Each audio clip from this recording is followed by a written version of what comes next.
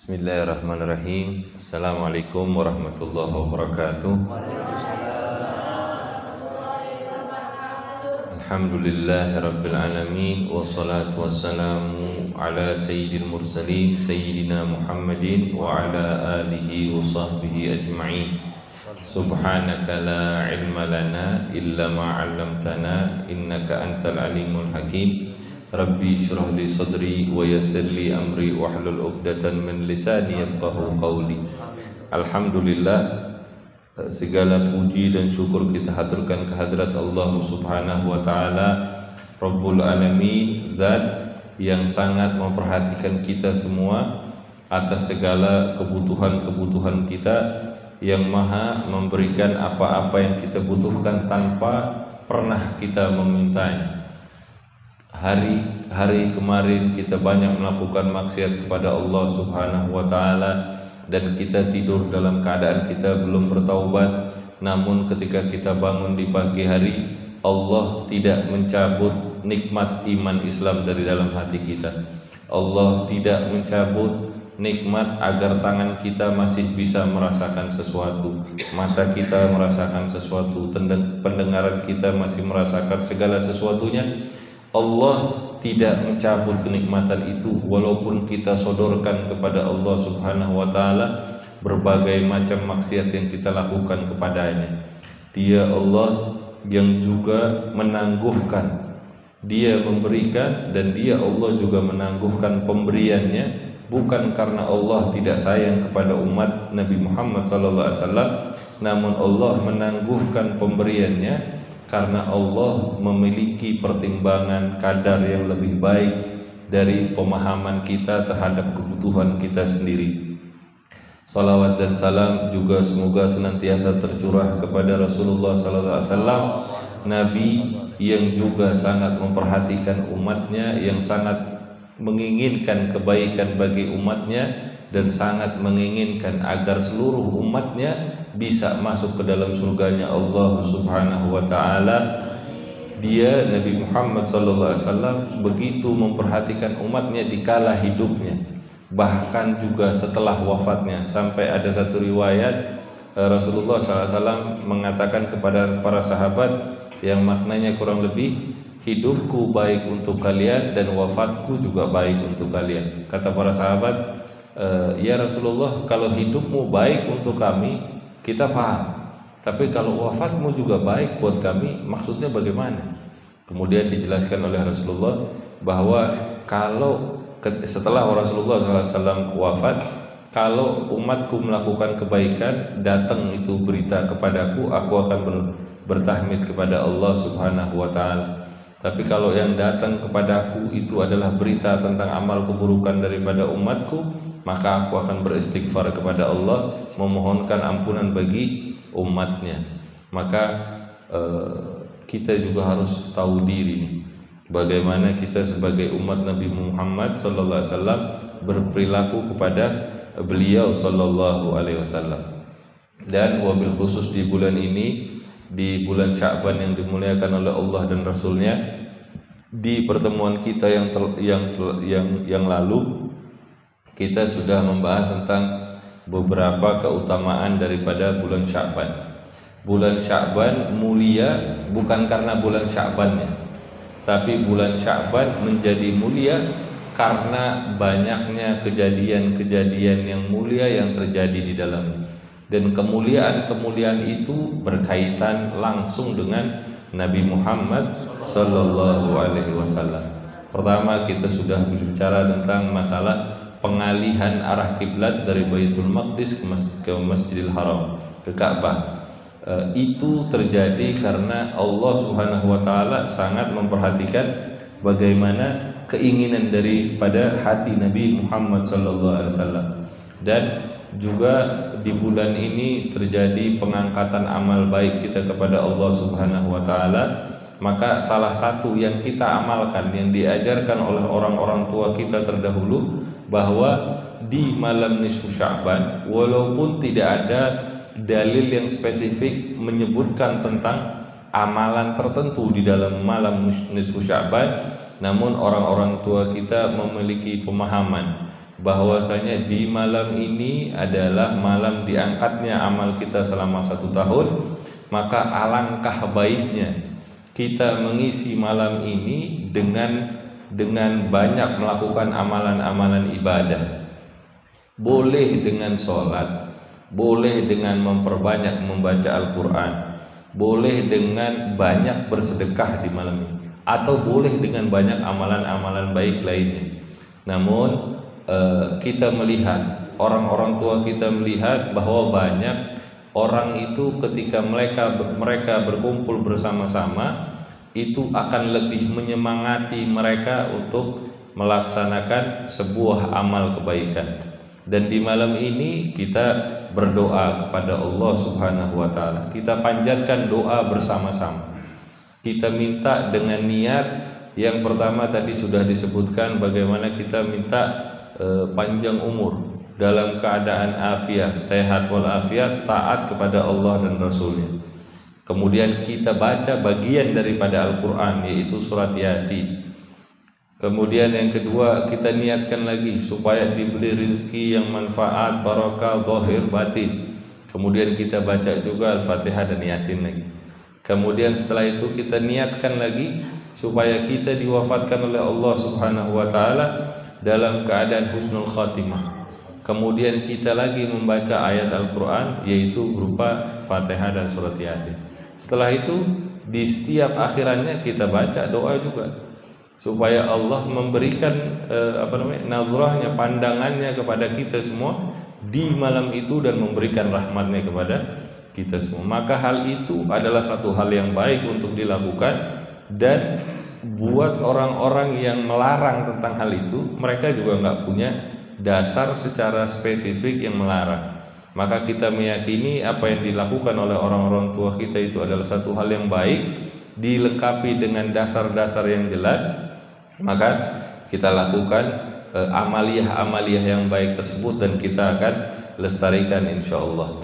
Kemudian juga di bulan ini di antara keistimewaan bulan Sya'ban adalah bahwasanya pada bulan ini adalah bulan diturunkannya ayat innallaha a'udzubillahi minasyaitonir rajim innallaha wa malaikatahu yusalluna 'alan nabi ya ayyuhalladzina amanu sallu 'alaihi wa sallimu taslima. Makanya di dalam kitab ini disebutkan, Imam Ibnu Saif Al-Yamani menyebutkan bahwasanya bulan Sya'ban adalah bulannya bersolawat kepada Nabi Muhammad SAW. Kalau dikatakan Sya'ban bulannya solawat, bukan berarti di bulan lain kita nggak bersolawat, tapi dikatakan ini sebagai bulan solawat supaya kita lebih memperhatikan tentang ibadah ini, yaitu bersolawat kepada Nabi Muhammad SAW. Kenapa? Karena di bulan ini adalah bulan diturunkannya ayat tersebut, ya.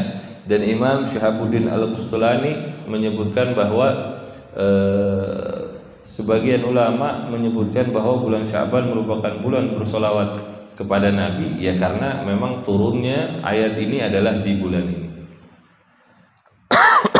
Dan hakikat solawat kepada Nabi Muhammad SAW dari yang kita ketahui dari ayat itu, Allah Subhanahu wa taala memanggil Rasulullah sallallahu alaihi wasallam untuk menerima perintah salat. Allah Subhanahu wa taala salat enggak? Enggak, Nabi enggak salat. Allah Subhanahu wa taala enggak salat. Allah memerintahkan kepada kita untuk haji. Apakah Allah haji? Enggak. Perintahnya enggak ada Allah melaksanakan haji. Sedekah disuruh, apalagi puasa, Allah enggak puasa. Kita disuruh untuk melakukan banyak amal kebaikan, tapi Allah tidak melakukan kegiatan itu. Tapi khususnya untuk sholawat kepada Nabi Muhammad SAW, Allah memulainya dengan innallaha. Ini penekanan, sesungguhnya Allah Subhanahu wa taala, innallaha wa malaikatahu, dan para malaikatnya. Bukan cuma Allah, tapi juga para malaikatnya. Innallaha wa malaikatahu yusalluna 'alan nabi. Bersolawat kepada Nabi Muhammad sallallahu alaihi wasallam. Salawatnya Allah Subhanahu wa taala kepada Nabi bukan salawat seperti salawat yang kita lakukan. Di tafsir itu disebutkan salawatnya Allah kepada Rasulullah adalah curahan rahmat kepada Nabi Muhammad sallallahu alaihi wasallam. Kemudian salawatnya malaikat juga bukan seperti salawat kita. Salawatnya malaikat adalah istighfar kepada Nabi Muhammad sallallahu alaihi wasallam. Tapi kan Nabi Muhammad nggak ada dosa, maksum. Terus maknanya istighfar itu buat apa? Untuk meningkatkan kedudukan daripada Nabi Muhammad sallallahu alaihi wasallam. Jadi curahan rahmat dan pengangkatan derajat Rasulullah dari tempat yang tinggi ke tempat yang lebih tinggi ke tempat yang lebih tinggi. Baru setelah itu diseru oleh Allah kepada seluruh umat, orang-orang yang beriman aja. Kalimatnya bukan ya ayyuhan nas, bukan wahai seluruh manusia, bukan. Allah hanya memanggil orang-orang yang beriman. Maka kalau ada ayat yang memanggil ya ayyuhalladzina amanu, wahai orang-orang yang beriman, maka hadirkan di dalam hati kita jawaban untuk panggilan Allah itu. Labbaika ya Rabb. Di dalam hati aja. Ya ayyuhalladzina amanu sallu, bersolawatlah kalian, perintahnya sallu alaihi kepada Nabi Muhammad wa sallimu taslima, dengan juga sebaik-baik salam. Makanya dikatakan solawat ini adalah satu ibadah yang istimewa. Istimewanya yang kedua, yang tadi kan dimulai dengan Allah dan para malaikatnya dulu memberikan rahmat, kucuran rahmat dan pengangkatan derajat. Yang kedua, ibadah ini adalah hubungan khusus antara Allah dengan Rasulullah SAW. Kalau ibadah yang lain hubungannya antara kita dengan Allah atau kita dengan makhluk. Tapi kalau sholawat itu hubungannya antara Allah dengan Rasulullah SAW. Kan kalimatnya sholawat, Allahumma sholli ala Sayyidina Muhammad wa ala ali Sayyidina Muhammad. Ya, Allahumma, wahai Allah, yang kita minta dari ibadah sholawat kita itu adalah wahai Allah, curahkanlah, Allahumma sholli ala Sayyidina Muhammad. Kalau tadi diartikan sholawatnya Allah kepada Rasulullah adalah kucuran rahmat, maka yang kita minta kepada Allah, ya Allah, curahkanlah rahmatmu kepada Nabi Muhammad dan kepada keluarga Nabi Muhammad. Tapi yang utamanya kan kepada Nabi Muhammad SAW. Ini kita minta bukan buat kita sebetulnya, tapi supaya Allah memberikan rahmatnya kepada Nabi Muhammad SAW. Sebetulnya kita minta, Allah sudah memberikan rahmatnya belum? Sudah. Orang di awal ayat itu dibilang innallaha wa malaikatahu yusholluna 'alan nabi. Allah itu sebetulnya sudah memberikan rahmatnya langsung kepada Nabi Muhammad SAW. Tapi Allah berbaik hati kepada kita untuk kita mengambil bagian supaya kita ini nyantol dengan kebaikan, kemuliaan yang Allah berikan. Allahumma sholli ala Sayyidina Muhammad wa ala ali Sayyidina Muhammad. Ya Allah, berikanlah rahmat. Kita nggak minta juga Allah udah memberikan rahmat. Tapi karena kita minta sama Allah supaya Allah memberikan rahmat, maka kita mendapatkan sebuah kebaikan daripada ibadah itu. Ibadah zikir yang lain belum tentu diterima kalau kita lakukan dalam keadaan lalai. Tapi solawat, khususnya solawat itu walaupun hati kita lalai, cuma lisan kita aja yang mengucapkan tanpa ada pemahaman di dalam hati, tetap diterima sama Allah Subhanahu wa taala. Kenapa? Karena hubungannya ini bukan dengan diri kita sebetulnya, tapi antara Allah dengan Rasul. Kalau kita istighfar, kan kita minta sama Allah supaya Allah mengampuni kita. Ini hubungannya antara kita sama Allah. Kita ucapkan alhamdulillah, kita bersyukur kepada Allah. Kalau hati kita lalai, ucapan kita ini nggak ada maknanya.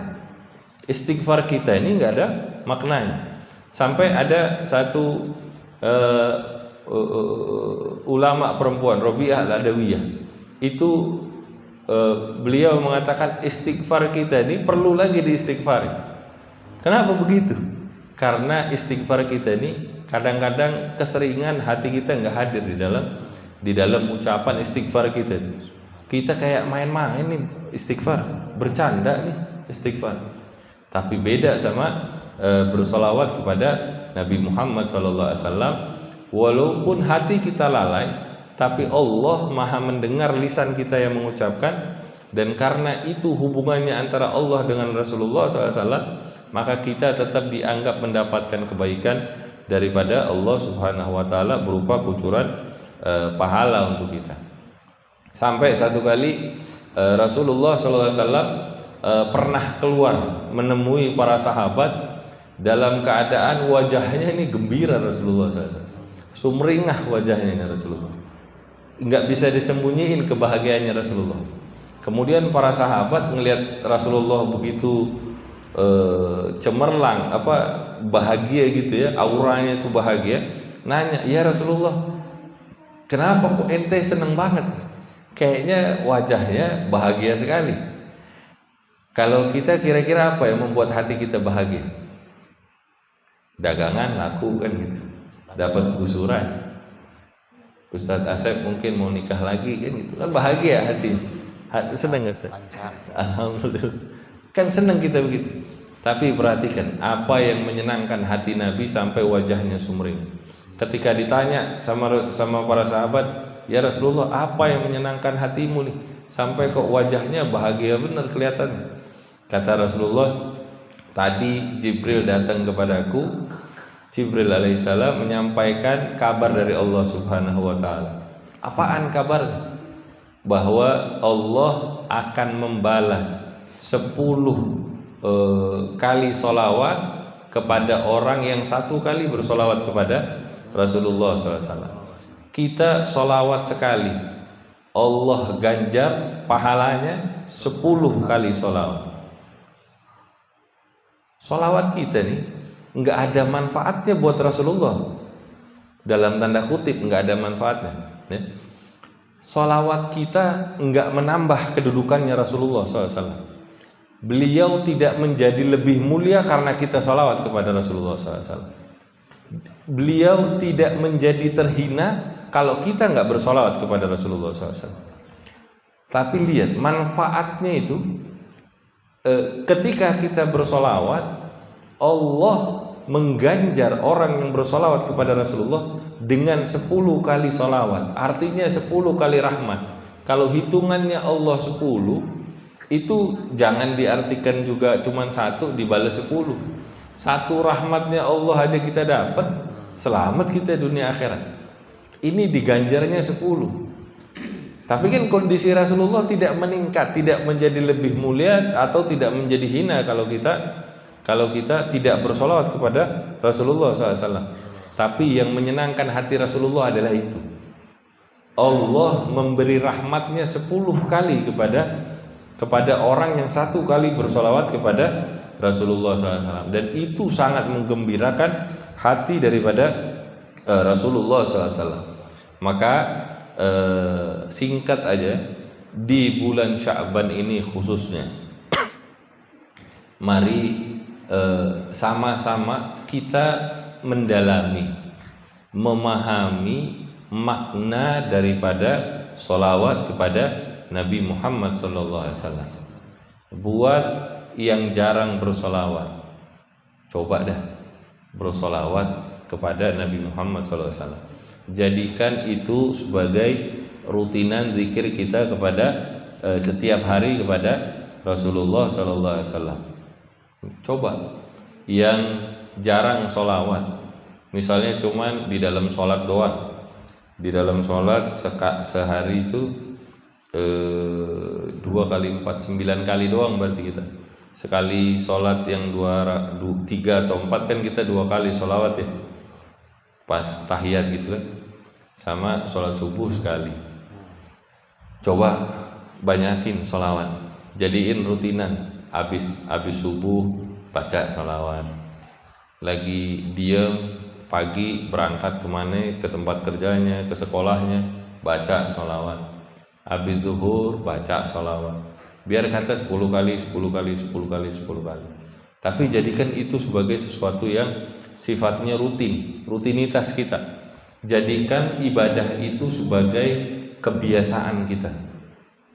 Tapi juga tetap usahakan untuk dimaknai. Karena itu akan menjadi keberuntungan buat kita juga. Bukan buat Rasulullah SAW, tapi buat kita. Sampai diceritakan dari Ubay bin Ka'ab bahwasanya dia pernah bertanya kepada Rasulullah SAW. Beliau bertanya, sahabat Nabi ini radhiyallahu anhu warḍah, ya Rasulullah, sesungguhnya aku memperbanyak bacaan sholawatku kepadamu sebagai rutinitas zikirnya dia maksudnya. Kemudian dia bertanya, berapa banyak saya harus bersolawat kepadamu? Kemudian kata Rasulullah, masyita, sebagaimana yang ente bisa dah. Misalnya kita bisanya berapa? Misal, contoh kita bisanya 100.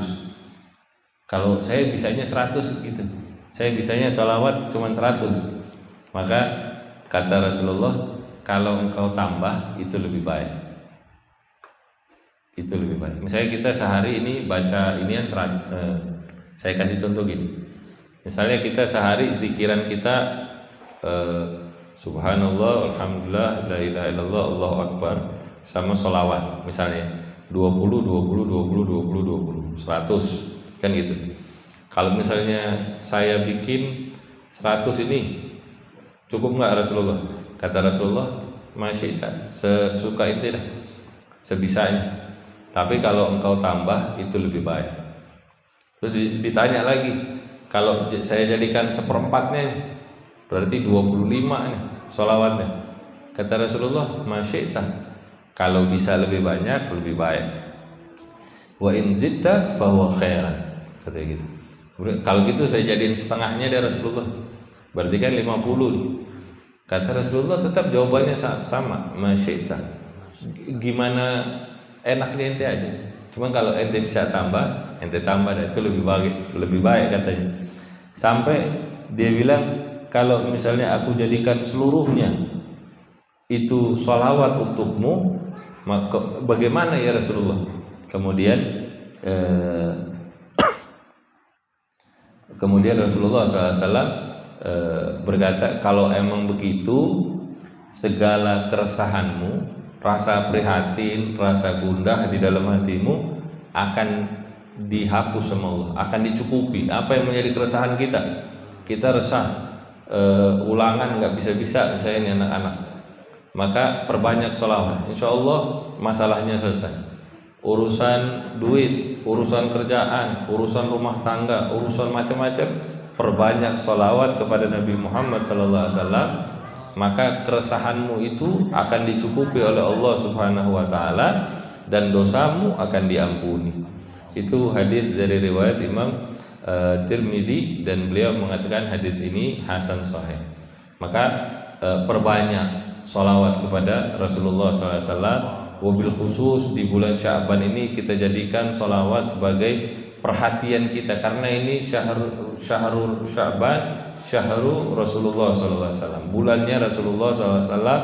Maka perbanyak apa yang bisa kita lakukan, kita lakukan. Apa yang kita belum lakukan, coba kita tambahkan bagian daripada sholawat kepada Nabi Muhammad. Gampang aja, Allahumma salli ala Sayyidina Muhammad wa ala ali Sayyidina Muhammad.